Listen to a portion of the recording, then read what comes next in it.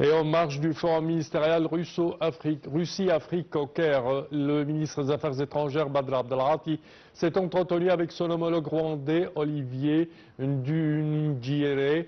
Au cours de l'entretien, Abdelghati a assuré l'importance de coopération et de l'intégration du dossier du fleuve du Nil afin de réaliser l'intérêt public et les biens mutuels, soulignant l'importance de respecter l'esprit de consensus et de fraternité entre les pays du bassin méridional du Nil afin de rétablir l'inclusivité et de l'initiative du bassin du Nil et de rejeter les actions unilatérales dans le bassin oriental du Nil.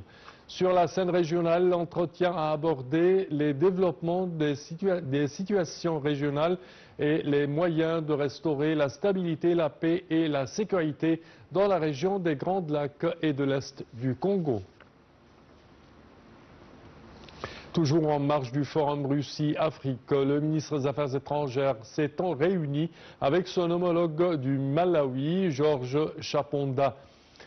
Au cours de la réunion, Abdelghati a souligné l'attachement de l'Égypte à renforcer la coopération dans le nouveau gouvernement de Malawi pour mettre en place les plans et les projets de son processus de développement. Abdelghati a également souligné l'importance de tenir le round des consultations politiques entre les deux pays le plus vite possible afin de préparer la tenue du Haut Comité conjoint.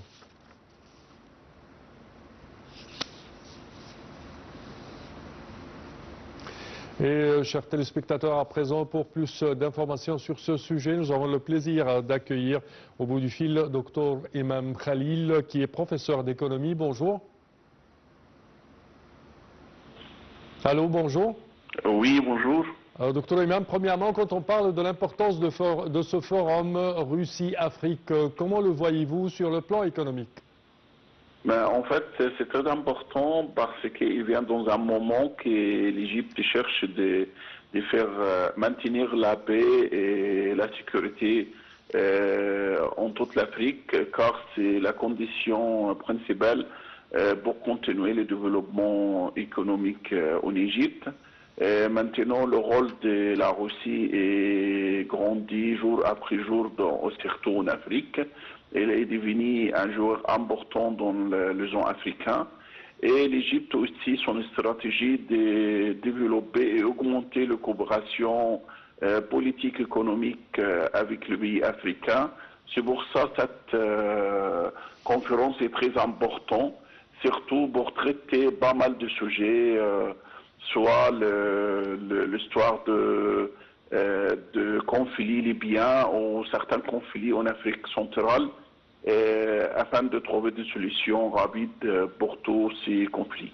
Oui.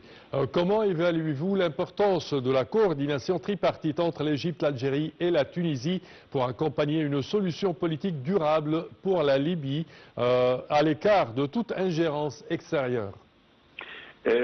Pour moi, je suis très optimiste, et surtout avec l'entrée de l'Algérie et la Tunisie dans les négociations de maintenir la sécurité et trouver une solution pour le conflit libyen, car c'est des pays voisins et avant on ne voit pas beaucoup les rôles positifs pour lutter contre le problème libyen.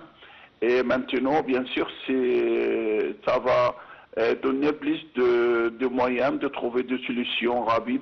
La Libye est un pays important, un pays arabe et africain, un grand producteur de pétrole et voisine de l'Égypte. Et il porte beaucoup d'opportunités en tant que marché économique ouvert pour les Égyptiens. Et c'est pour ça que l'Égypte et le pays voisin essayent de trouver des solutions pour maintenir la sécurité et avec une condition de garder l'intégralité du pays et réserver toujours l'unité du peuple libyen. Oui. Quand on parle des discussions égypto-somaliennes qui ont mis l'accent sur la sécurité dans la Corne de l'Afrique, quels sont aujourd'hui, selon vous, les principaux défis sécuritaires dans cette région stratégique et comment y répondre collectivement? Mais écoute, cette région est très stratégique pour l'Égypte. On voit bien lorsqu'il y avait certains problèmes dans le passage dans le zone de Corne de l'Afrique. Oui. Le canal de Suez a été affecté. Il y a on a perdu beaucoup de revenus à cause de ça. Et c'est une des raisons pour laquelle l'Égypte essaye de toujours garder le contact et la participation active dans cette zone. La relation égypto-somalienne est très fort et je crois c'est un jeu stratégique car il y a deux autres pays qui essayent de créer des problèmes, surtout en Somalie. On connaît bien le pays qui essaye de faire ça. C'est pour ça qu'il y a plus de présence pour la diplomatie égyptienne et même pour la politique là-bas en Somalie. Et une fois on a gardé ce pays en stabilité, on garde toujours le passage de la mer Rouge et on garde toujours l'activité du canal de Suez. Oui. Quand on parle de la diplomatie égyptienne, elle multiplie les partenariats africains, notamment avec le Rwanda et le Malawi. Peut-on parler d'une nouvelle phase de coopération sud-sud fondée sur le développement et le transfert d'expertise entre l'Égypte et les pays africains? Bien sûr, car la stratégie économique de l'Égypte voit bien l'importance d'augmenter la coopération, surtout économique, avec le pays africain, ce qu'on appelle la coopération sud-sud. Et j'ai dit toujours que c'est beaucoup plus d'intérêt pour l'Égypte de développer des partenariats économiques avec le pays africain, car le marché africain est un marché très jeune et très vierge et ce pays, ils ont besoin de beaucoup de produits qui est maintenant, on peut dire, maintenant il est fabriqué en Égypte avec toute l'évolution industrielle dans les zones économiques du canal de Suez. On peut être un grand exportateur pour certains produits, même pour beaucoup de produits pour les pays africains. Et maintenant, l'Égypte aussi présente leur expérience dans la construction, dans certaines industries chimiques, dans la construction de barrages et tout ça, à travers de grandes entreprises égyptiennes maintenant. Et tout ça, on le voit bien quand on regarde l'augmentation de coopération économique en termes de commerce entre l'Égypte et le pays africain dans le pays d'Afrique centrale. Oui.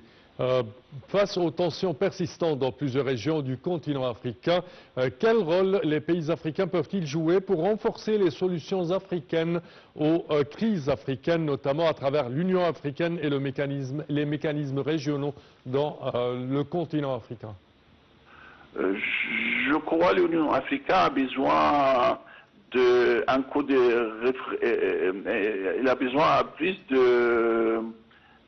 on doit donner plus d'intention pour l'Union africaine, on doit lui donner plus de pouvoir afin de lutter contre tous les conflits africains, car c'est une moyenne pour maintenir la sécurité dans le pays africain et intervenir rapidement dans n'importe quel conflit dans les zones africaines.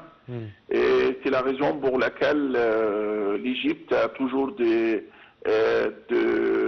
efforts politiques dans les zones africaines pour vraiment mettre en route et faciliter le rôle de l'Union africaine comme une organisation importante qui peut conduire les pays africains vers plus de paix, plus de sécurité. Parfait, docteur Imam Khalil. Je tiens à vous remercier de vos explications. Merci à vous. Je répète que vous êtes professeur en économie et expert économique. Merci à vous.